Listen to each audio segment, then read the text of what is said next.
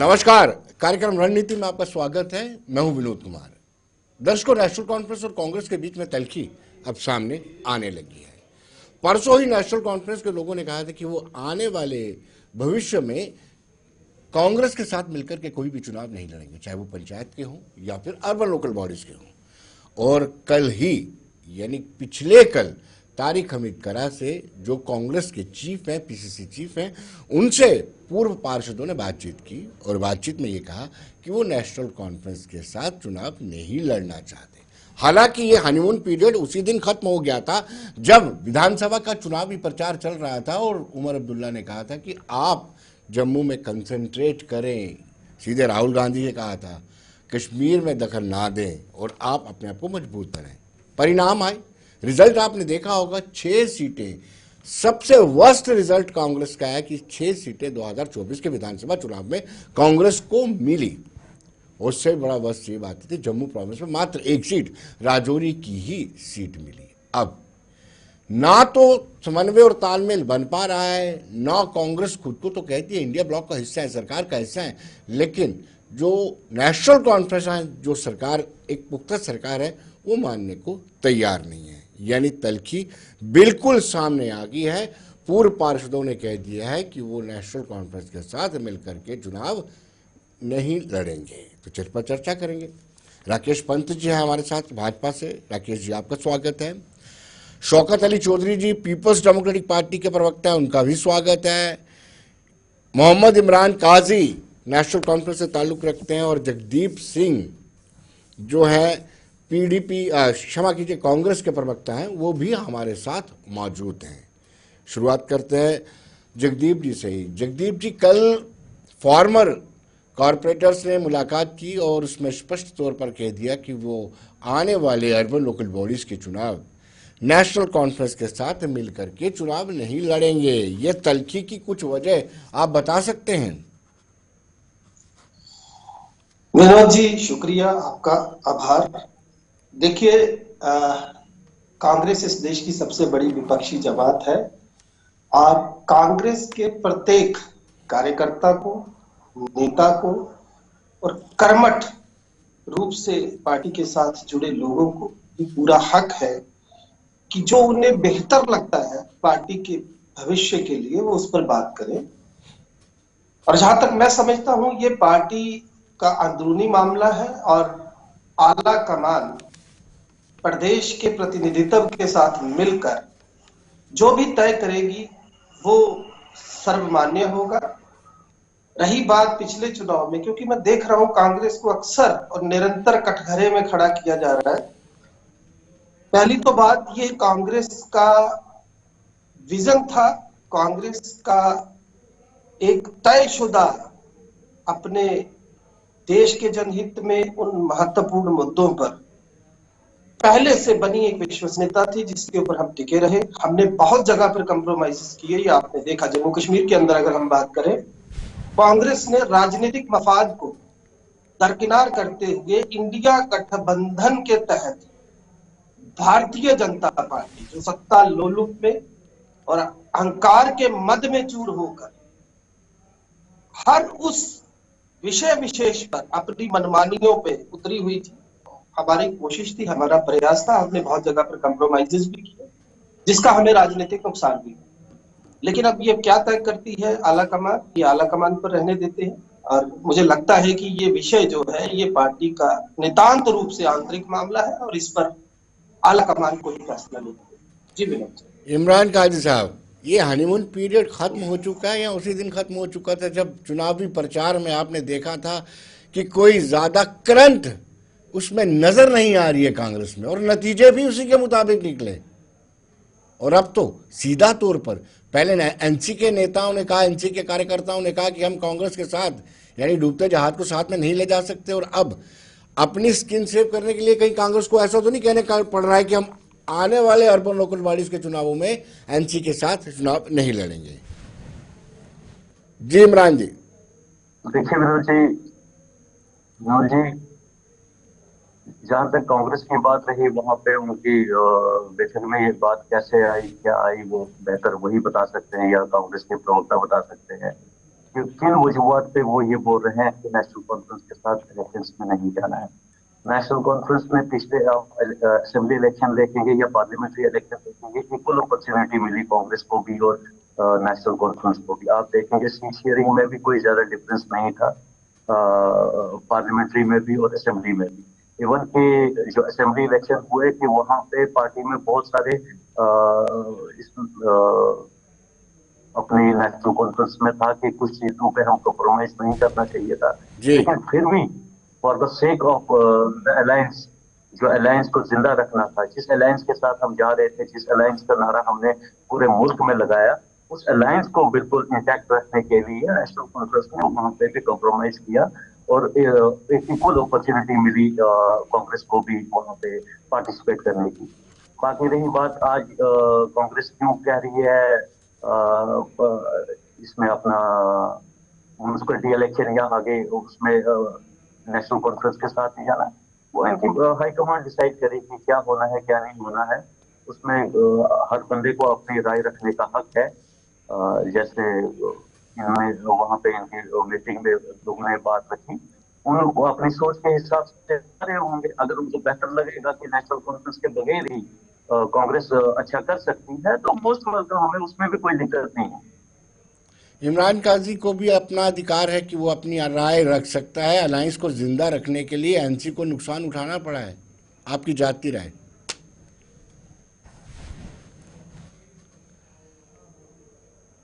जी इमरान। देखिए, हाँ।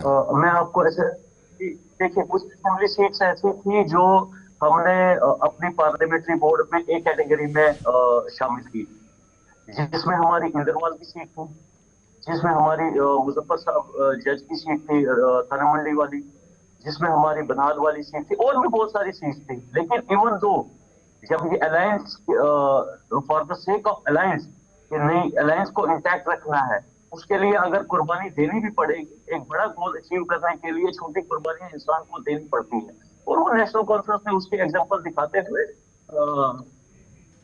हमने चलिए राकेश पंत जी, आपको जगदीप ने यानी कांग्रेस ने कहा है कि भारतीय जनता पार्टी सत्ता की लोलुप है, सत्ता के लिए वो कुछ भी कर सकती है। मुझे हंसी आती है जगदीप की बात के ऊपर कि हम तो इसमें we are not the big players in Jammu and Kashmir, हम यहाँ है ही नहीं भाई। नेशनल कॉन्फ्रेंस जो है सरकार उनकी है, आप उनका साथ दे रहे हैं और यहाँ सीटें और नहीं, मैं ये नहीं कह रहा हूँ, मैं यहाँ तक यहाँ राज जिस पार्टी का चल रहा है मैंने उस संदर्भ में ये बात कही है। और दूसरा, अभी अभी आपने विनोद जी बात करी कि इनका जो हनीमून चल रहा था उसमें अब खटास आना शुरू हो गई, तो ये वैसा ही है। यहाँ तक पीपल डेमोक्रेटिक की बात है, पीपल डेमोक्रेटिक पार्टी की, उनके पास तो पहले ही कुछ नहीं था। जब वो पार्लियामेंट इलेक्शन में और उसके बाद असेंबली की इलेक्शन में चले और वो इनके पास गए, अपनी दस्तार लेकर वो इनके पास पहुंचे कि लीजिए जी हमें भी गठबंधन में हिस्सा दे दीजिए, हमें भी गठबंधन में हिस्सा दीजिए, उन्होंने बाहर कर दिया। इसलिए पीपल डेमोक्रेटिक पार्टी जो है उसके पास कुछ नहीं है। रही बात कांग्रेस की, यहां तक है कांग्रेस का, हालांकि ये आंतरिक मामला है, आंतरिक मुद्दा है, मैं इस पर ज्यादा नहीं कहूंगा, लेकिन भारतीय जनता पार्टी की यहां तक बात है वो बड़ी सटीक नजर है इनके ऊपर। ये आज बड़ी देर के बाद जागे हैं। नेशनल कॉन्फ्रेंस ने असेंबली इलेक्शन में जब ये कहा कि 370 को हम वापस लाएंगे, 370 वापस आना चाहिए, तो गले की फांस तो कांग्रेस के गले में उसी दिन बन गई थी ये कि वो ना इनसे निगलते बन रहा था ना उगलते बन रहा था। तो अब अपनी स्किन को सेव करने के लिए, और यहां तक ये पार्षद हैं जो कल इनके आदरणीय अध्यक्ष जी से मिले हैं, उन्होंने कहा कि कांग्रेस नेशनल कॉन्फ्रेंस के साथ हम नहीं जाना थे, बिकॉज कि उन्होंने अपनी ये जो सच्चाई है उसको उन्होंने एक्सेप्ट किया है कि नेशनल कॉन्फ्रेंस के साथ जाएंगे तो 370 की फेवर में कुछ कहेंगे तो जम्मू कश्मीर की जनता इनको आईना दिखा देगी। अब इनको ये चीज पता चली है और यहां तक आदर सम्मान की बात है। अब ये वहां घुटन महसूस कर रहे हैं। पहले इनको ये बताना चाहिए कि नेशनल कॉन्फ्रेंस आपके इंडिया अलायंस का हिस्सा है या नहीं है, उसके बाद बात करिए क्या वो आज भी आपके साथ है या नहीं है। और यहां तक अभी जगदीप ने कहा, और नेशनल कॉन्फ्रेंस भी गाहे बगाहे ये कहती रही है कि हमें नुकसान हुआ। वो इसलिए कहते हैं क्योंकि कांग्रेस जो है वो यहां पर चुनाव लड़ी, सारी की सारी सीटों पे जम्मू में चुनाव लड़ी और मिली कितनी? एक, और वो भी वहां पोलराइजेशन की वजह से मिली है। कोई इनके काम की वजह से नहीं मिली है, क्योंकि उनको रियलिटी मालूम है जम्मू कश्मीर के लोगों को, इनकी जम्मू की जनता जानती है इनको ये क्या करते हैं। और हम कहां हैं, बात नेशनल कॉन्फ्रेंस की चल रही है, बात चल रही है कांग्रेस की, और कह रहे हैं सत्ता के भूखे भारतीय जनता पार्टी। भाई हम कहां हैं बीच में?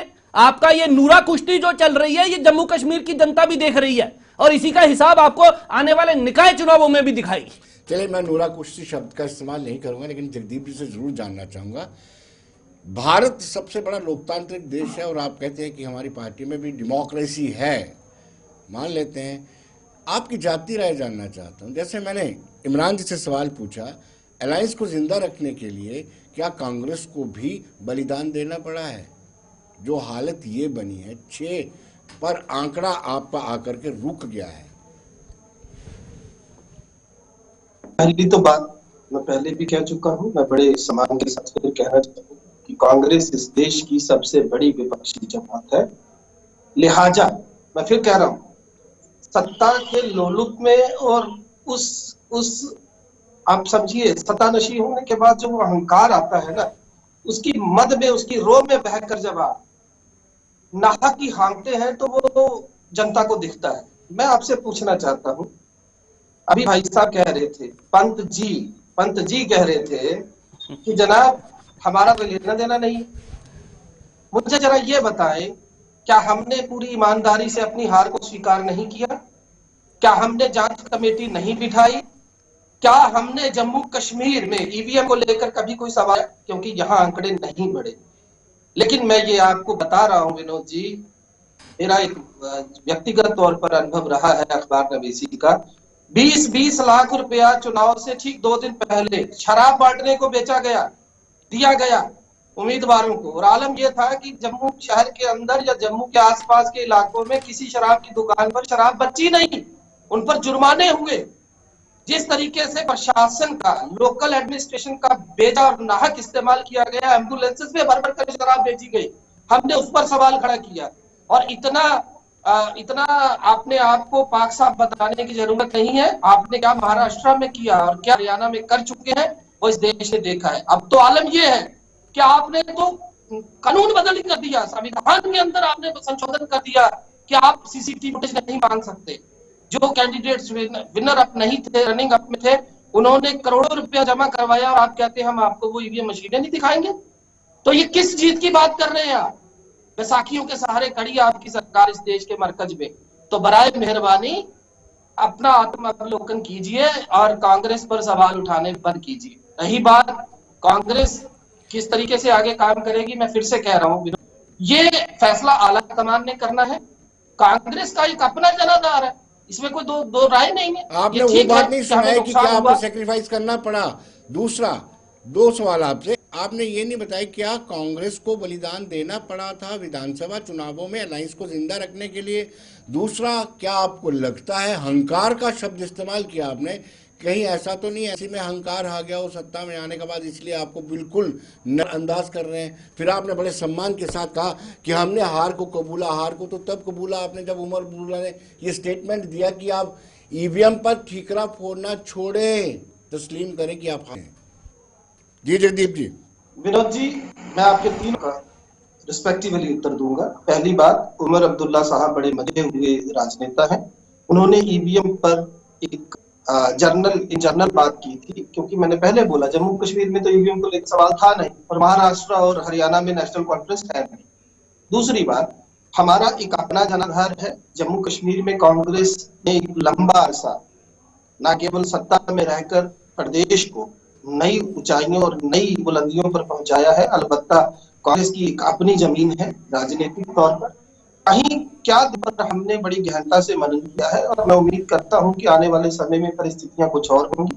रही बात निकट भविष्य में होने वाले निकाय या पंचायती चुनावों की, तो देखिए मैं एक बात मानता हूं, मैंने पहले भी कहा, मैं फिर से कह रहा हूं, ये फैसला आला कमान का और निश्चित तौर पर ये कांग्रेस का अपना मामला है। इससे मैं नहीं समझता कि किसी सार्वजनिक मंच पर घसीटा जाना चाहिए। पार्टी जो भी फैसला लेगी दी है। और आपको मैं बता दूं विनोद जी, आपको याद होगा माननीय प्रधानमंत्री नरेंद्र मोदी जी का वो बयान, आज भी आप देख सकते हैं सोशल मीडिया पे, जब उन्होंने कहा था एक बार कांग्रेस अपने परिवार से बाहर के किसी व्यक्ति को अध्यक्ष बनाकर बताए। खड़गे साहब बने। ये वो कांग्रेस पार्टी है जिसने दिवंगत मनमोहन सिंह जी को 2 मर्तबा इस देश का अल्पसंख्यक प्रधानमंत्री बनने का अवसर दिया। और ये वो लोग हैं जिन्होंने आधी रात को एक नोटिस जारी करके निगम बोध घाट पर मनमोहन सिंह जी का पार्थिव शरीर गया, उनके अपने केवल 3 कुर्सियां आगे लगाकर किस तरीके से इन्होंने प्रधानमंत्री का आदर किया है वो इस देश ने देखा है। यही अहंकार है जिसकी मैं बात करता हूँ। अब ये बार बार उंगली खड़ी करेंगे लेकिन जवाब दे नहीं पाएंगे। जो मैंने सवाल रखे हैं वो देश ने भी देखा है। अब काजी साहब के पास आता हूं, पहले रखिए जी, जवाब दे देते हैं। जगदीप ने ये कह दिया हम की बात सुनेंगे, ये जवाब नहीं दे पाएंगे। अरे भाई जवाब हमारे पास है ना, क्यों नहीं है? इस देश ने देखा है किस तरह आपने बिल ऑर्डिनेंस को फाड़ा, सरकार के एक ऑर्डिनेंस को वो आपने राहुल गांधी जी ने फाड़ा। कितना सम्मान है आपको। मेरे को बीच में मत बोला करें, बीच में मत बोला करें, संयम के साथ सुने, संयम के साथ सुने। ये ऑर्डिनेंस को फाड़ा वही अल्पसंख्यक, वही प्लीज जगदीप तथ्यों के आधार पर बहस करिए। एक बोलने दीजिए ना, उत्तर सुन लीजिए, मैं बीच में बोला नहीं। आपने कहा अल्पसंख्यक प्रधानमंत्री, भाई अल्पसंख्यक प्रधानमंत्री का आप ऑर्डिनेंस फाड़ देते हैं प्रेस कॉन्फ्रेंस में, उसके बाद अल्पसंख्यक प्रधानमंत्री खड़े रहते हैं, माननीय सोनिया गांधी जी कुर्सी के ऊपर बैठ जाती है, ये अल्पसंख्यक प्रधानमंत्री हो गए। उसके बाद आपने कहा माननीय ये मनमोहन सिंह जी जो हैं उनके लिए 2 गज जमीन नहीं दी। अरे भाई ये वही कांग्रेस है। नरसिम्हा राव जी का शरीर, पार्थिव शरीर जो है कांग्रेस के दफ्तर के बाहर जो है पड़ा रहा, आपने अंदर नहीं घुसने दिया जब तक सोनिया गांधी की परमिशन नहीं आई, और वो परमिशन जो है वो कभी नहीं आई। एक बात। दूसरा, आपने नरसिम्हा राव जी के भाई का एक प्रेस बाइट जो है वो देखा होगा, उनका जो स्कल था, पार्थिव शरीर जो बाद में बच गया जलने के बाद, उसको कुत्ते घसीटते हुए ले गए। शर्म आनी चाहिए आप लोगों को बात करते हुए। क्या बात करते हैं? 2 तरह के मापदंड है आपके। अरे छोड़िए, दो तरह के मापदंड है आपके, 2 तरह के मापदंड आपके। बहुत नहीं है, देखिए जाकर वहां पर, आपको मालूम ही नहीं है। आप उठ के आ जाते इस देश के सामने, झूठ बात बोलिए कैमरा के सामने। नरसिम्हा राव के साथ आपने क्या किया? कहां नरसिम्हा राव का आज कोई उनका वहां पर एक स्टैचू तक नहीं लगने दिया आप लोगों ने।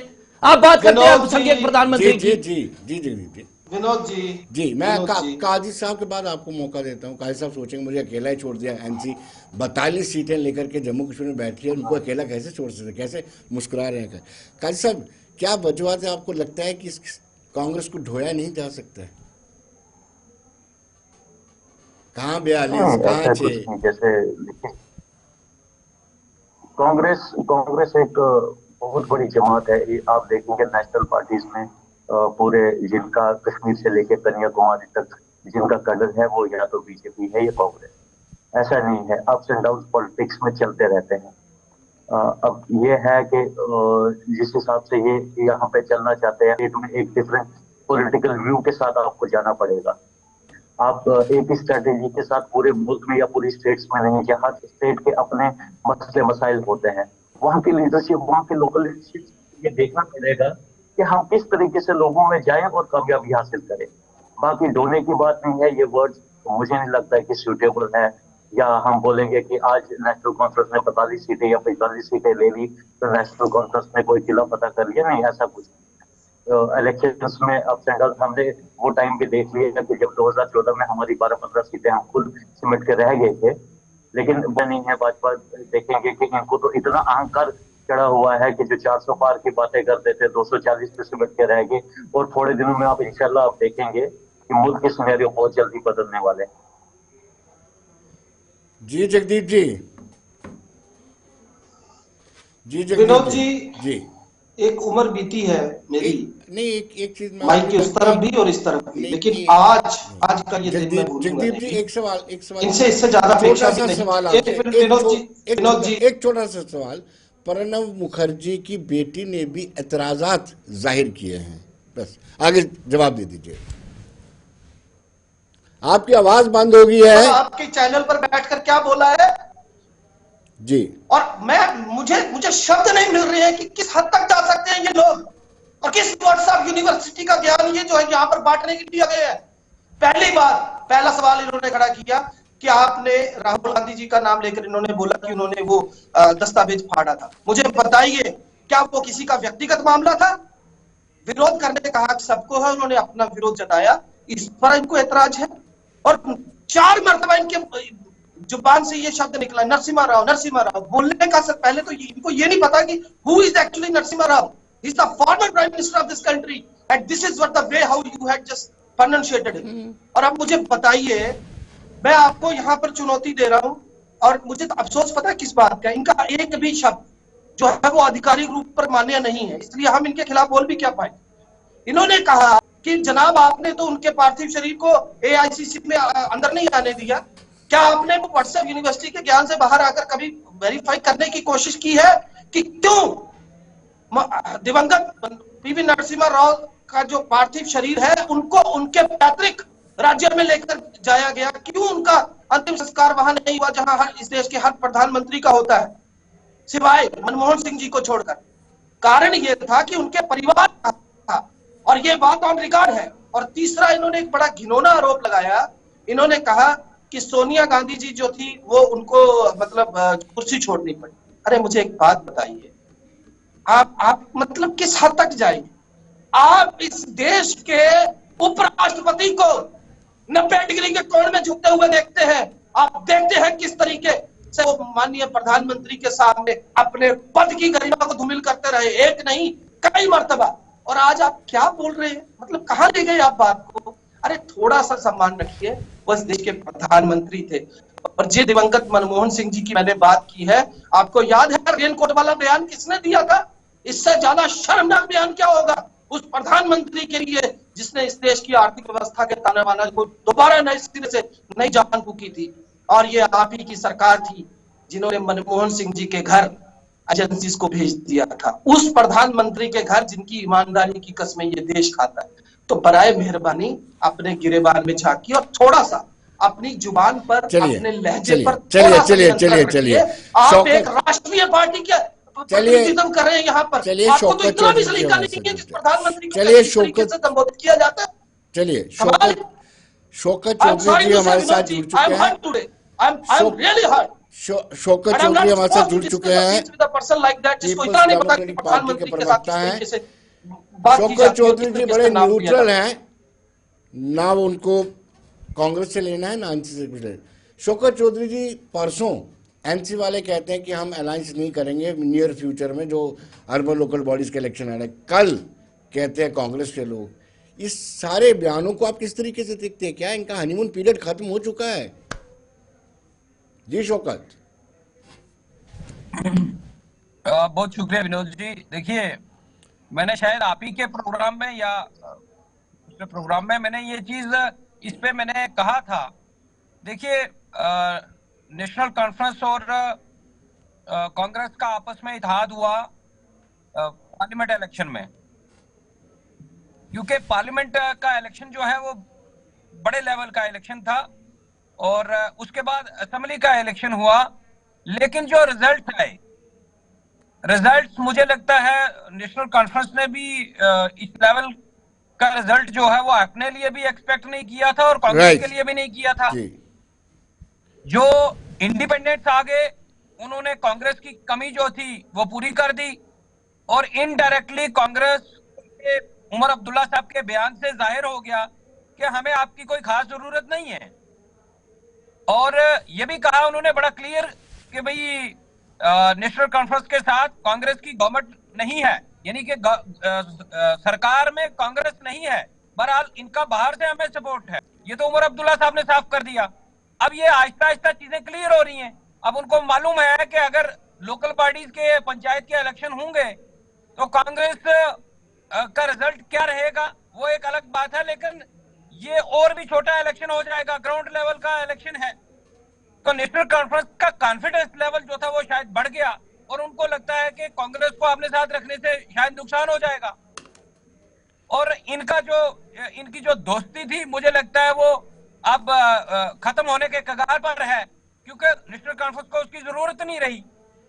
और मुझे लगता है कि आने वाले वक्त में कांग्रेस को जो है वो अपना रास्ता देखना चाहिए और शायद वो अपने तरीके से काम करेंगे। और नेशनल कॉन्फ्रेंस ने तो साफ कर दिया है, उसको जरूरत ही नहीं है, ना असेंबली के अंदर जरूरत है ना लोकल बॉडीज में जरूरत। चलिए, शौकत चौधरी के मुताबिक ऐसा है कि इनकी दोस्ती अंतिम चरण पर चल रही है, आखिरी दिन देख रहे हैं, लौटते हैं एक छोटे से ब्रेक के बाद। आप बने रहिए।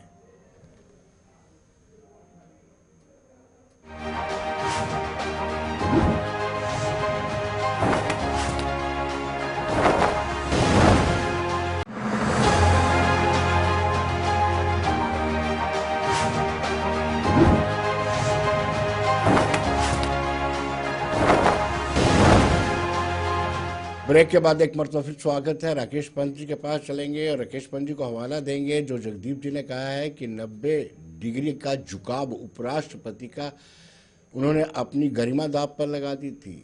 क्या कहेंगे राकेश जी? प्रधानमंत्री जी जब भी माननीय उपराष्ट्रपति जी राष्ट्रपति जी से भेंट करते हैं तो हमेशा हमने बहुत बार देखा है और जब भी है बड़े आदर सम्मान के साथ और दोनों हाथ जोड़कर, ये हमारी संस्कृति है। जगदीप को इसलिए संस्कृति का मालूम नहीं है क्योंकि ये आजकल इटली की संस्कृति से चल रहे हैं, तो इसलिए मुझे इस पर कोई ज़्यादा मुझे लगता है रोशनी डालने की आवश्यकता नहीं है। रही बात, उन्होंने कहा कि ये चीज़ें पब्लिक डोमेन में नहीं है। अरे भाई, शर्मिष्ठा मुखर्जी, स्वर्गीय प्रणब मुखर्जी की पुत्री, उनका प्रेस बाइट वो पब्लिक डोमेन में है कि आप लोगों ने सोनिया गांधी जी के इशारे पर प्रणब मुखर्जी जी के लिए एक कंडोलेंस मीटिंग तक नहीं होने दी।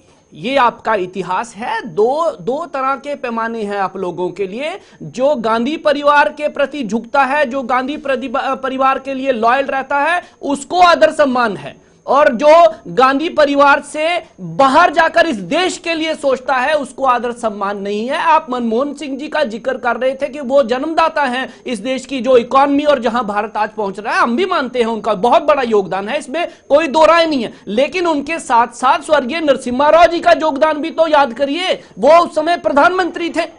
और रही बात इनकी, जो जिसको अभी अभी शौकत भाई ने जिसके ऊपर जिक्र डाला है, तो मैं समझता हूं कि ये जो हनीमून है वो इसलिए नहीं जा रहा कोई इनको बीच में मन मुटाव कोई सत्ता का या कोई, ये आपने देखा पिछले दिनों जब मुख्यमंत्री जम्मू कश्मीर उमर अब्दुल्ला साहब ने ईवीएम के ऊपर रोशनी डाली तो इनको समस्या खड़ी हो गई। उसके बाद उन्होंने कल की जो स्टेटमेंट है उनकी, उसके ऊपर इनकी समस्या खड़ी हो गई। तो जब आप ईवीएम का ठीकरा जो है उससे बाहर निकलकर आप ये बात करेंगे कि लोगों ने आपको हराया है, ईवीएम में नहीं हराया, तो आप यकीनन वो जो अहद जिसको आप ये कहते हैं अपनी भाषा में, वो इंडी गठबंधन और नेशनल कॉन्फ्रेंस का हुआ था, उसमें दरार आना तो बड़ा स्वाभाविक है। तो इसमें कोई दो राय नहीं। अभी आने वाले दिनों में और देखिए यहां क्या क्या होता है। 370 की बात करी इन्होंने, नेशनल कॉन्फ्रेंस ने कहा वापस लाएंगे, कांग्रेस ने कहा उस पर कोई बात नहीं करी। इवन इन्होंने जो मैनिफेस्टो अपना था ये इंतजार करते रहे। इलेक्शन जो है उसका पहला फेज जो था उसके एक दिन पहले इन्होंने अपना मैनिफेस्टो लाया। कितनी मजबूरी के साथ ये लोग नेशनल कॉन्फ्रेंस के ऊपर डिपेंड थे, ये इसी बात से साबित हो जाता है। और उसके बाद जब ये इलेक्शन हुए, जब से चुनाव हुए हैं मेरे भाई, जेलम में बहुत सारा पानी बह चुका है। इसलिए सत्य का ज्ञान करिए। जम्मू कश्मीर की जनता 370 से बाहर आ चुकी है। ये मुख्यमंत्री जी ने भी कहा कि गड़े मुंडे उखाड़ने की आवश्यकता नहीं है, यथार्थ की बात करिए।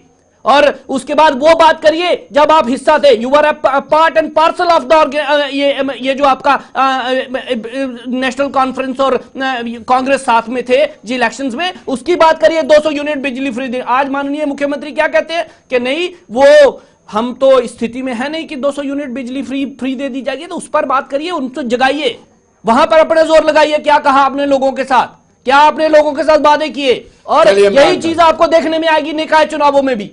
चलिए, इमरान काजी जी कहीं ऐसे तो नहीं है कि आप दिल्ली को अपीज करने के लिए, क्योंकि आपने जम्मू कश्मीर में सरकार चलानी है, सरकार चलती है दिल्ली से, पैसा दिल्ली से आता है, उनको अपीज करने के लिए कहीं आप कांग्रेस को तो नहीं साइडलाइन कर रहे? काजी साहब खुल के बोलिएगा। आपको पता है मैं जब भी बोलूंगा इंशाल्लाह खुल के।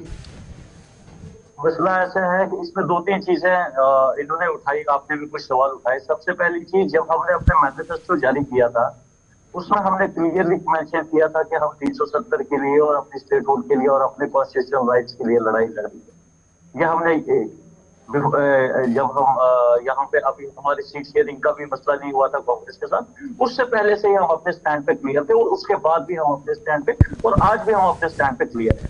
बाकी हमारे भाजपा के प्रवक्ता ने कुछ कंट्रीब्यूशंस की बात की, वो नरसिम्हा राव जी के कंट्रीब्यूशन की बात कर रहे थे, लेकिन इन्होंने लाल कृष्ण आडवाणी जी की एग्जाम्पल नहीं दी, इन्होंने मुरली मनोहर जोशी की एग्जाम्पल नहीं दी, इन्होंने उमा भारती की एग्जाम्पल नहीं दी। कहाँ गए वो चेहरे? मतलब जो भाजपा के स्तंभ है वो तो खत्म ही हो गए, वो किसने खत्म कर दिए? वो कहाँ गायब हो गए वो भाजपा? ये बाकियों के ऊपर तो उंगलियां उठा रहे, खुद के घर में तो देखो आपने हालात क्या बना के रख दी, आपने तो मोनोपोली क्रिएट करके रख दिए। बाकी रही बात, जैसे हमारे आपने सवाल उठाया कि दिल्ली को अपीज करने के लिए, नहीं ऐसी कोई बात नहीं है। दिल्ली को अपीज करने के लिए जो बात सही है, ईवीएम पे क्वेश्चन उठा, ये क्वेश्चन आज पहली बार नहीं उठा, और उमर अब्दुल्ला साहब ने ये पहली बार क्वेश्चन रेज नहीं किया। उन्होंने मल्टीपल टाइम्स ये इससे पहले भी बोला था कि ईवीएम के ऊपर क्वेश्चन नहीं करना चाहिए, लोग वोट कर रहे हैं, हमें उस चीज की तरफ ध्यान देना चाहिए। ये आज हम अलायंस में हैं, या आज कांग्रेस के साथ, या आज लोग अटकलें लगा रहे हैं कि दिल्ली को अपीज करने के लिए स्टेटमेंट, नहीं ऐसी कोई बात नहीं। आप इससे पहले भी उनकी स्टेटमेंट देखेंगे, उन्होंने खुद के ये बोला था, उन्होंने इवन की पार्टी मीटिंग्स में वो बोलते रहते थे कि ईवीएम पे टिकड़ा नहीं फोड़ो, अपने काम पे ध्यान दो, लोग तभी वोट करेंगे जब आप उनसे उनका काम करोगे। बाकी रही बात, यहाँ पे इन्होंने बहुत सारे क्वेश्चन रेज किए। चलो ये तो मेरे को तो लग नहीं रहा था कि बेसिकली हम किसी और टॉपिक पे बात कर रहे थे। भाजपा और कांग्रेस के प्रवक्ता तो ये किसी और ट्रैक पे लेकर गए, कुछ पर्सनल चीजों पे लेकर गए इसको। उन चीजों पे हमें जाने की जरूरत नहीं है। लोग हमें देख रहे हैं, लोग हमसे जो उम्मीद करते हैं, हमें उन चीजों पे बात करनी चाहिए। लोगों को और हमारे भाजपा के प्रवक्ता ने कहा कि बिजली ये जो अपने मैनिफेस्टो है उस पर बात कीजिए। मुझे ये चीज बताइए, आपको जम्मू कश्मीर में आपने 29 सीटें आपको मिली, एक बहुत बड़ा मैंडेट मिला, वहां पे सेकंड लार्जेस्ट पार्टी बीजेपी है इस वक्त यहाँ पे जी। मुझे ये चीज बताइए, किस बीजेपी के इंसान को इस वक्त, क्या नेशनल कॉन्फ्रेंस अगर इस वक्त स्टेटहुड की मांग कर रही है, क्या वो नेशनल कॉन्फ्रेंस किसी जाती तौर पे अपने लिए मांग कर रही है कि हमें स्टेटहुड चाहिए? क्या उसका फायदा पूरी रियासत के लोगों को नहीं होगा? क्या पूरी रियासत को उसका हक नहीं मिलना चाहिए? हमें तो कहीं सुनने में नहीं आता है, कहीं दिखने में नहीं आता है कि कोई भाजपा का लीडर ये उठ के कहता है कि वो सेंट्रल से अपील करता है कि हमें स्टेटहुड जल्द से जल्द रिस्टोर करना चाहिए। ये तो बात ही नहीं कर रहे हैं, ये तो सिर्फ एक ही चीज पे अटके हुए हैं, clear and to be very frank. ये चाहते हैं कि नेशनल कॉन्फ्रेंस की गवर्नमेंट है, नेशनल कॉन्फ्रेंस को सेंट्रल जितना दबाए उतना हमारे लिए अच्छा है, लेकिन इनको ये नहीं पता है कि लोग हमसे ज्यादा इन पे नाराज हो रहे हैं कि इनको भी इतना बड़ा मैंडेट है, सेंट्रल में इनकी गवर्नमेंट है। क्या हम जम्मू के लोग इसका हक नहीं मानते हैं? जम्मू नहीं चाहता है कि आप देखें कटरा में क्या हो रहा है, आप देख नहीं रहे जम्मू के हालात बन रहे हैं, इनको भी तो जवाब देना है। चलिए जगदीप जी, आत्मसम्मान की बात आ गई है। आप जिस तरीके से आपको निरंतर नेशनल कॉन्फ्रेंस इग्नोर करती जा रही है और कहीं ना कहीं आपके खिलाफ बयानबाजी भी कर रही है, आपको नहीं लगता है कि आत्मसम्मान की बात है कि, या इस पर भी आप सेक्रीफाइस करने के लिए तैयार हैं? कुछ नहीं होता, होने दीजिए, अलायंस जिंदा रखना है, बरकरार रखना है। ये डिबेट किसी और ही तरफ चला गया था, लेकिन अब चूंकि इन्होंने सवाल छेड़ा है तो मैं बड़े कमतर शब्दों में बात पूरी करूंगा। सुबह का समय 9:30 बजे मोतीलाल नेहरू भवन, वहां पर प्रभाकर जो कि दिवंगत पूर्व प्रधानमंत्री पीवी नरसिम्हा राव के बेटे थे, उनको वाईएस राजशेखर रेड्डी का फोन आता है, जो आंध्र प्रदेश के तब के तत्कालीन मुख्यमंत्री थे। उनके कहने पर कि हम वहां पर उनका सम्मान जो है वो राजकीय ढंग से करेंगे अंतिम संस्कार के दौरान। तो उसके बाद ये उनका परिवार तय करता है, ये जरा होमवर्क अच्छे से कर लीजिएगा अगली बार सवाल उठाने से पहले। अब मैं आता हूं मुद्दे पर जिसके ऊपर ये आज डिबेट है, और ये उम्मीद करता हूं कि अगली बार जब आप किसी प्रधानमंत्री का नाम लें तो थोड़ा सलीके से, ये भी मैं आपसे तवक्को करता हूं। जी विनोद जी, अब आते हैं मुद्दे पर। मैं नेशनल कॉन्फ्रेंस के प्रवक्ता को बड़े सम्मान के साथ एक बात कहना चाहता हूं। मैंने पहले भी कहा, मैं उमर अब्दुल्ला साहब को व्यक्तिगत तौर पर भी जानता हूं, किस कद के किस किरदार के नेता है मैं जानता हूं। उन्होंने जो कहा ईवीएम पर वो एक इन जनरल की कही गई बात थी, लेकिन कुछ सवाल ऐसे हैं जिन पर इस देश का समूचा विपक्ष जवाब मांग रहा है, जो ये सरकार देने को नहीं। पहली बात फिर से कह दूं, जम्मू कश्मीर में ईवीएम को लेकर सवाल नहीं उठाए गए, यहाँ की ज्योग्राफिकल कंडीशंस इतनी विकट होने के बाद 0.4 एंड 0.24% का इजाफा हुआ काउंटिंग से ठीक पहले। यद्यपि महाराष्ट्र में 7.8 और हरियाणा की अगर हम बात करें तो औसतन 7% का इजाफा काउंटिंग से एक दिन पहले। आप समझ रहे हैं मैं क्या कह रहा हूं? 30% रनर ऑफ कैंडिडेट्स ने जब रिकाउंटिंग के लिए फॉर्म भरा तो ये कहते हैं पूरी बेशर्मी के साथ कि हम वो मशीनें आपको रिकाउंटिंग के लिए नहीं देंगे। चुनाव आयोग कहता है हम आपको 5 मशीनें मॉकिंग के लिए दे देंगे, आप जवाब दे पाएंगे क्यों इन्होंने महाराष्ट्र के गांव में मॉक पोलिंग को रोक दिया? कहां गई वो 20 लाख मशीनें? क्यों नहीं जवाब देते हैं? क्यों नहीं ये बताते कि वो जो 7 में से 4 डायरेक्टर इनकी पार्टी के हैं वो क्यों बैठी है उस कंपनी में जो ईवीएम बनाती है? क्यों नहीं ये जवाब देते कि वो 4 प्रोफेसर जिन्होंने वीवीपैट की खोज की वही लोग बैठे हैं इनकी टेक्निकल टीम में? क्यों नहीं ये इस बात का जवाब देते कि वो सोर्स कोड जो दुनिया के तमाम देश जो ईवीएम का आज भी यूज करते हैं लाइक ऑस्ट्रेलिया, क्यों नहीं पब्लिक करते ये? और क्यों इन्होंने उन नियमों में संशोधन कर दिया? क्यों महमूद पराचा को इन्होंने सीसीटीवी फुटेज देने से इनकार कर दिया? क्यों बदल दिया कानून? ये वो सवाल है। ईवीएम पर सवाल होगा क्योंकि ईवीएम पर इस देश का चुनाव, इस देश का लोकतंत्र खड़ा है। और रही बात हमारे आपसी समस्या की, तो ये मैं समझता हूं नेशनल कॉन्फ्रेंस और कांग्रेस की आला कमान को तय करने दे। हमने पार्टियों ने राज्य हित में और देश हित में एक बड़े मकसद को लेकर तमाम तरह के सियासी मफादों को दरकिनार करते हुए ये फैसला लिया था और हम उस पर यथावत कायम है। और मैं समझता हूं भाजपा के पेट में मरोड़ इसीलिए उठ रहे हैं क्योंकि इनको पता है कि अगर ये बंधन इसी तरीके से बना रहा तो हमारा समय जो है अब वो करीब करीब जाने को है। अरे आपके पहले बीज अब जो है वो उगकर विषबेले बन चुके हैं। आज प्रधानमंत्री माननीय नरेंद्र मोदी जी जब चादर भेजते हैं तो इन्हीं का ट्रोल गैंग, इन्हीं की व्हाट्सएप यूनिवर्सिटी और इन्हीं के वो तमाम लोग। सवाल है मोहन भागवत जी को कहा जाता है भागवत मोहन, क्योंकि जब वो ये कहते हैं कि हर मस्जिद के नीचे मंदिर देखना बंद करें तो इन्हीं के लोग सवाल खड़ा कर रहे हैं। तो जो बीजोगे वही काटोगे, बबूल बीज कर आम नहीं मिलेंगे जनाब। चलिए चलिए चलिए शौकत साहब, मैं वापस आ गया। शौकत साहब चलिए, शौकत साहब बंद करें जी, में जो आपने चलिए। किया वो देश ने देखा है। शौकत साहब आप न्यूट्रल से, मैंने आपसे जानना चाहा है कि ये जो अलायंस जिसको सो कॉल्ड अलायंस कहते हैं, ये इसकी मियाद कितनी आपको लग रही है, और मियाद अगर कम है तो उसके कारण क्या है? शौकत चौधरी जी। नहीं देखिए सर, ये तो मुझे लगता है कि ये तो नेशनल कॉन्फ्रेंस की लीडरशिप और कांग्रेस की लीडरशिप जो है वो बेहतर बता सकती है, लेकिन जो हालात लगते हैं मुझे तो ऐसा महसूस होता है और मुझे लगता है कि जम्मू कश्मीर के सारे लोग जानते हैं कि इसको अगर अलायंस के अलावा अगर अदर वर्ड्स में अब हम अगर इसको डिस्क्राइब करें तो हम इसको ये कहेंगे ये एक सीट शेयरिंग एग्रीमेंट हुआ था और एग्रीमेंट जो है वो खत्म हो जाता है इलेक्शन कंक्लूड होने पे। तो मुझे लगता है सर जिस दिन उमर अब्दुल्ला साहब ने हालात उसी दिन बन गए थे और बाद में उन्होंने क्लियर भी कर दिया कि कांग्रेस जो है वो हमारे साथ सरकार में नहीं है, वो बाहर से हमें सपोर्ट कर रही है। तो मुझे लगता है कि इनका जो वैसे भी नेशनल कॉन्फ्रेंस का ये रहा है, उसकी फंक्शनिंग ऐसी है, उसकी जो नेशनल कॉन्फ्रेंस की अपनी वर्किंग का जो वर्किंग करने का तरीका है वो यही है कि अब कांग्रेस का जो काम है वो खत्म हो चुका है। जम्मू कश्मीर में नेशनल कॉन्फ्रेंस के साथ मिलकर जो काम करना था हो चुका है, तो अब इसको आगे ले जाने में ये एक लाइबिलिटी साबित होगी। ये नहीं वो एक पार्टनर के तौर पर इसको ना समझे, तो ये एक उल्टा एक लाइबिलिटी है और इस लाइबिलिटी को जितना जल्दी दूर रखेंगे वो नेशनल कॉन्फ्रेंस के लिए ठीक रहेगा, मुझे ऐसा लगता है।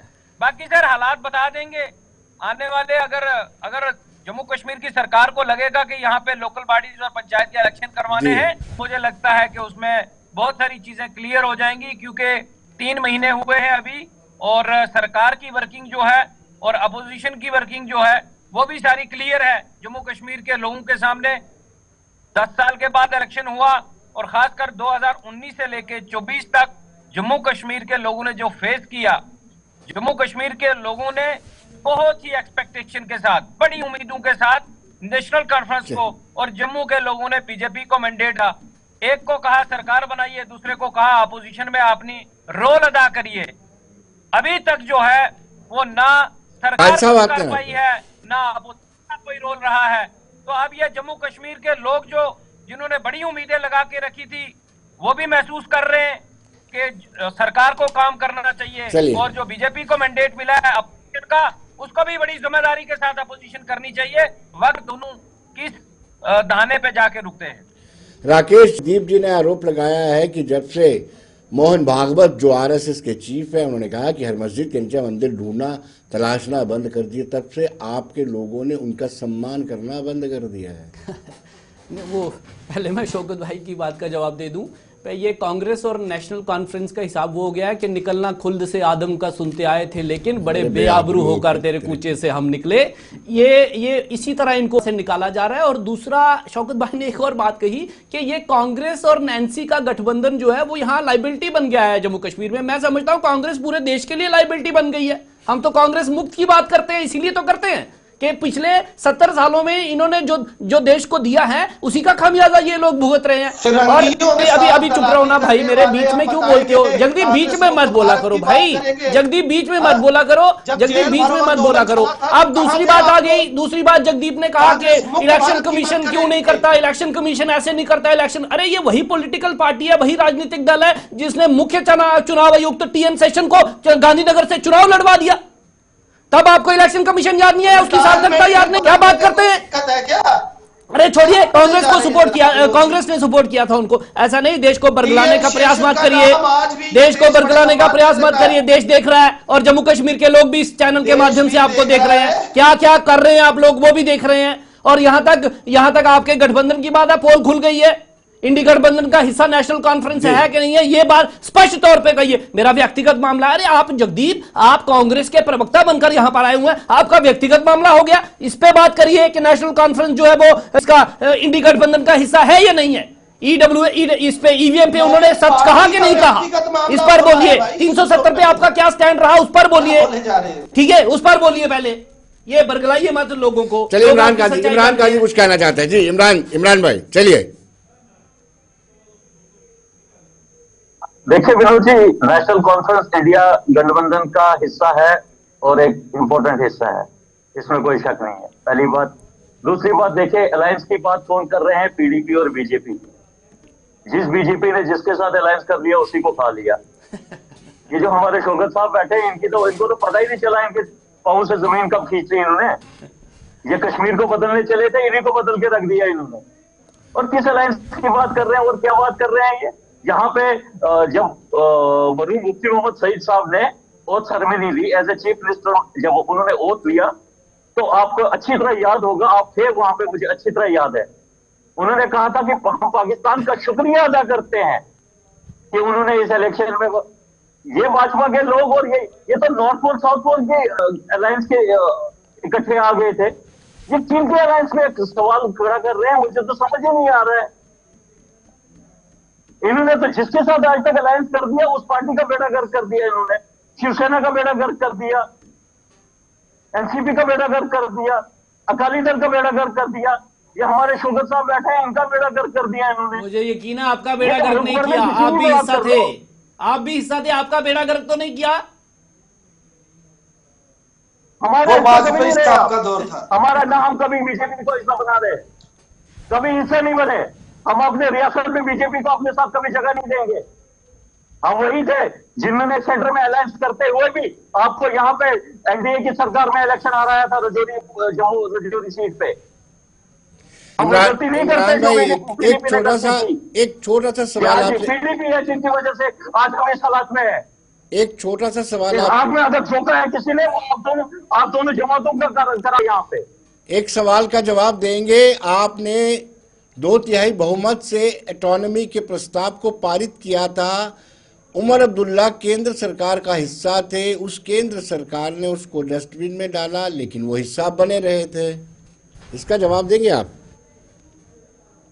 विनोद जी, ये सवाल मैं बहुत बार सुनता आया हूँ और इसको बड़े तरीके से बहुत सारे लोग बड़ा मिसलीड करते हैं और मैनिपुलेट करते हैं। आपको पता है कि 90 के दशक में जम्मू कश्मीर के हालात क्या थे जी? उस वक्त सेंटर के साथ चलना जम्मू कश्मीर की गवर्नमेंट की बहुत बड़ी मजबूरी थी। हमें उस वक्त सहायता चाहिए थी सेंटर की। आपको पता है कि यहाँ पे इंसान घर से बाहर निकलता था तो शाम को घर आए उसकी कोई गारंटी नहीं होती थी। स्कूल कॉलेजेस बंद थे, ऑफिसेज डिस्ट्रॉय हो चुके थे, रोड्स कहीं नहीं थे, बिल्डिंग्स कहीं नहीं थी, मिलिटेंसी चारों तरफ से थी। उस वक्त आप उस वक्त की बात करते हैं, उस वक्त नेशनल कॉन्फ्रेंस जो मैदान भाग में आई गई, और वो डेमोक्रेसी का लंदन झंडा भाग गई, जिंदा रखा यहाँ पे और जम्मू वो कश्मीर दौर में। किसने दिया? नेशनल और उस कॉन्फ्रेंस वक्त ने दिया नेशनल जम्मू कश्मीर कॉन्फ्रेंस को। ने फैसला किया। आप एक लंदन भाग गए सेकंड जम्मू कश्मीर के सुन लोगों लीजिए, को छोड़कर। प्लीज। वो जम्मू कश्मीर के लोगों ने देखा है, कश्मीरी पंडितों ने यहाँ पर देखा है, उस पर चिंतन करिए, उस पर बात करिए, उस पर बात करिए पहले। चलिए शौकत, ठीक है, शौकत उस पर भाई बात कुछ करिए कहना चाहते पहले। हैं। शौकत आप कुछ कहना चाहते हो? शौकत भाई कुछ कहना चाहते हैं? जी शौकत, शौकत प्लीज। सर मैं ये कहना चाहता हूं सर, देखिए हमने एलाइज किया बीजेपी के साथ, उसके क्या रीजंस रहे वो एक अलग इशू है, लेकिन हमने ये तो माना कि आइडियोलॉजिकली हम नॉर्थ पोल और साउथ पोल हैं बीजेपी के मुकाबले में। बनाने जाना था मेरे भाई सुन लीजिए काजी साहब, जोड़ा था लोगों को पीछे बात कीजिए। काजी साहब सुन उनसे अलग लीजिए, इश्यूज थे। काजी साहब सुन लीजिए ना प्लीज, यही तो प्रॉब्लम है, सुन लीजिए ना सर, मैं इंटरप्ट नहीं करता हूँ, सुन लीजिए। लेकिन मेरे भाई 1999 से लेके 2004 तक जो है वो आप ही की पार्टी जो है वो बीजेपी के साथ सेंटर में रही, और ठीक कहा विनोद जी ने कि उन्होंने आपके प्रस्ताव को डस्टबिन में भी डाला, इवन तो ना बने रहे। तो मैं ये कहता हूँ आपने एक और चीज भी क्लियर कर दी। अभी आपने ये कि जनाब हमें जब हमारा अलायंस होता है तो हम अपना मकसद देखते हैं, जब मकसद पूरा हो गया तो डस्टबिन में डाल देते हैं। तो जनाब यूज एंड थ्रो, जैसे आप कांग्रेस के साथ अभी कर रहे हैं, कि आपने बीजेपी के साथ किया था, तो हमने सरकार बनाई और हमने हमारे कायद ने पाकिस्तान का शुक्रिया अदा किया इस कंटेस्ट में। क्या बात कर रहे हैं यार शौकत साहब, कुछ तो दिमाग से काम लीजिए। आप बोल क्या रहे हैं और बोल क्या रहे हैं? एक प्रवक्ता है एक पार्टी के।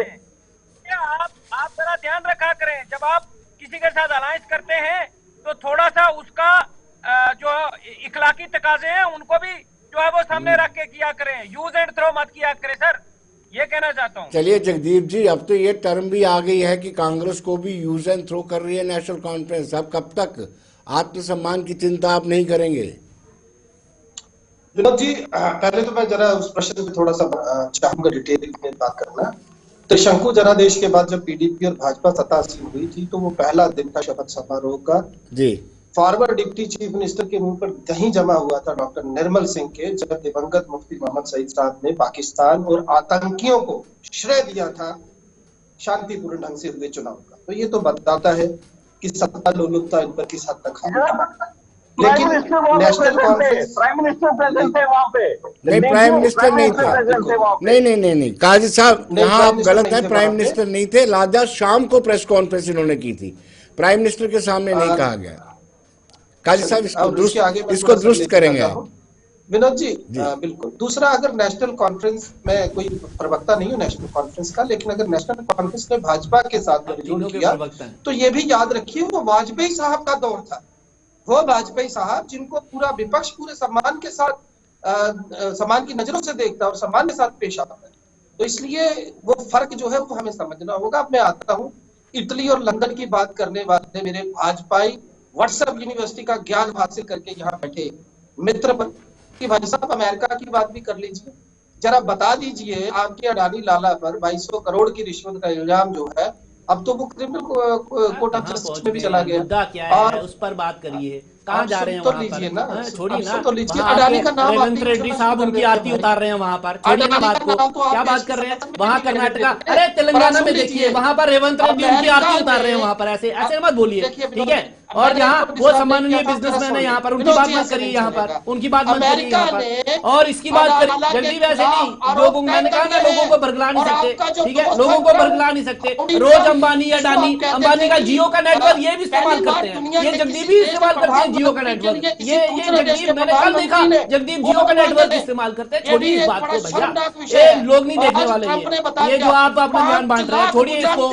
छोड़िए, भेजने की तैयारी है। इसको छोड़िए भाई साहब, अगर और कोई यहाँ बात पर करिए, इस आपने मुद्दे पे आइए अभी, बजरंग इस बात दल, इस पे बात हिंदू करिए, इस सेना पे जैसे यहाँ नफरती बोलने के लिए कुछ नहीं है संस्थान आपके पैदा पास, किए हैं, इस पर तो बात वहाँ पर करिए। भी अमेरिका में भी और विनोद जी, मैं एक और बात ट्रम्प का एक बताऊं, ऐसा ही अभी संस्थान इन्होंने है, कहा वो कि कम हमारा नहीं उनके है साथ आपसे। एग्रीमेंट था, बीच में अभी बोलना हमारा मत उनके साथ कीजिए भाई एग्रीमेंट था। साहब, भारतीय आपको बड़ी जनता तकलीफ पार्टी होगी, अब सुन 1980 लीजिए। में ऐसे जब तो बात बनी, नहीं होगी। हमारी मूल विनोद जी, विचारधारा थी देखिए, ये मुझे बीच में 370 बोलने को यहाँ से हटाना, लगातार इंटरप्ट और कर जब रहे हैं। हम सत्ता में आए, लगातार जब इंटरप्ट हमें कर रहे मौका हैं। मिला, हमने He is 370 को हटा continuously दिया। Pakistan interrupting me. Occupied Kashmir मैं को समझ लेना सकता हूँ इनकी हमारी मूल परेशानी। विचारधारा है। लेकिन जरा जिस सुन दिन लीजिए। समय आएगा पाकिस्तान आपका ऑक्यूपाइड चेहरा कश्मीर दिखा को रहा भी है भाई वापस साहब। ले लेंगे, इस पर कितनी बात करिए। नफरत है। नेहरू जी ने कहा था जब तक कितना- पाकिस्तान कितना- ऑक्यूपाइड कश्मीर को कितना नहीं लेंगे मदाद है। तब तक शांति कितनी नहीं है। भारतीय नफरत जनता पार्टी काम कर रही है, उस पर सुन बोलिए, भाई। उस पर बोलिए, भारतीय उस पर झूठी बोलिए, पार्टी, उस पर बोलिए, भारतीय जनता पार्टी उस नहीं, पर बोलिए, भारतीय झूठी पार्टी। अरे उस पर बोलिए, ये वो पार्टी है उस जिसके पर बोलिए, बेचारे उस पर, पुरोधाओं ने उस पर फिरंगियों बोलिए के साथ पहले। मिलकर देश को धोखा दिया था। पाकिस्तान जब इस ऑक्यूपाइड देश का कश्मीर जेल पर भरो बोलिए, आंदोलन चला था, इस पर कहाँ बोलिए। थे आपके बेचारे 370 हटाए ना हमने, कहाँ थे आपके वो जब तमाम समय लोग? मिला हटा दिया हमने, बताइए इस जरा। पर बोलिए ना। बताइए ना 370 कहाँ पर थे? क्या स्टैंड है आपका, आज उस आप पर कांग्रेस बोलिए। मुक्त भारत की बात कर रहे भारतीय हैं। जनता बताइए पार्टी इस अपने देश की मूल आजादी मुद्दों में को आपका क्या नहीं योगदान छोड़ती, है? चाहे किसी सिवाय के इस साथ भी देश को जाए, बांटने के आपने किसी किया के साथ क्या? भी जाएंगे, भारतीय आज जनता मोहन पार्टी अपने भागवत मूल को मुद्दों को भागवत नहीं को छोड़ती। कहा जा इस रहा पर है। बात करिए, बताइए। इस पर बात करिए। चलिए काजी साहब, ये कहाँ पहुंच दोनों ही गए? पार्टियां मुझे लगता है कहाँ कि पहुंच गए जनता आप? को मिसलीड करती हैं। विनोद जी, कोई संविधान विनोद जी, जी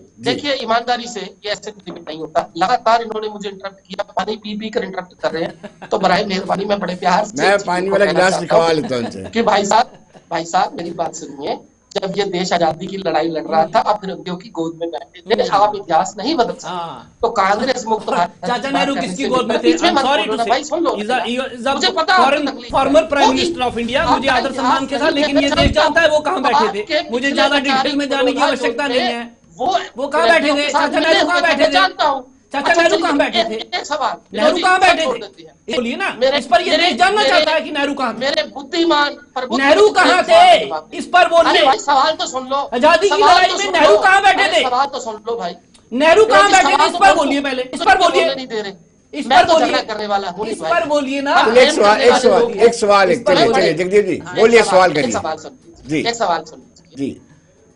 जब सिंध की असेंबली भारत और पाकिस्तान विभाजन का प्रस्ताव रखा गया, तब आप सिंध की असेंबली में मुस्लिम लीग के साथ सत्ता में थे।